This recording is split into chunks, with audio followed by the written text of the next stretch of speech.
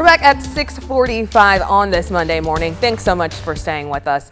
In their final moments, many people hope to have family by their side. For our military service members, that comfort sometimes comes from someone else, their chaplain. Now, these chaplains also support the families who are left behind. And this morning, we're going behind the lines for a look at how these chaplain candidates are not just trained to guide troops and families during the good moments, but also through life's darkest hours. In seconds, a calm room turned into a head-grabbing scene of havoc. Don't be alarmed, this is a drill with fake blood, fake gunfire, and fake screams. But the emotions, the compassion behind the hand-holding, that's real.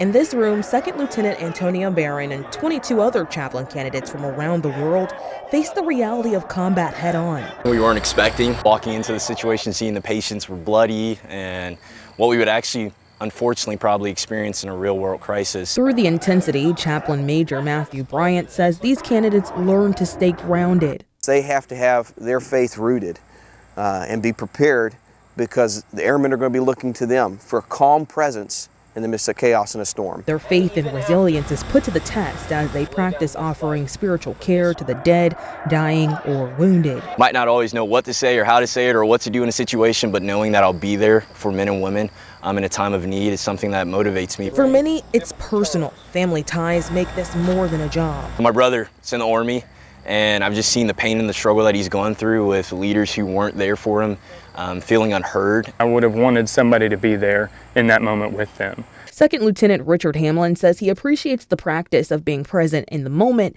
and the aftermath. Candidates held a mock moment of silence, sharing scripture and thought for those injured and lost, in support of families that would fill these pews. There is a godly presence, a spiritual presence, a joyful presence. I think I just want to be a carrier of that. Barron leans on this throughout training and plans to pass the scripture on to future airmen and their families. Psalm 23, that even though I walk through the valley of shadow of death, I will fear no evil, for thy rod and thy staff, they comfort me. Now, the Chaplain Candidate Program is a highly competitive 3 to 5 year training. The Air Force Reserve Command runs this Chaplain Candidate Program, which trains them for the Guard, Reserve, and active duty right here at Robins Air Force Base. You can learn more by finding their story on 13WMAZ.com.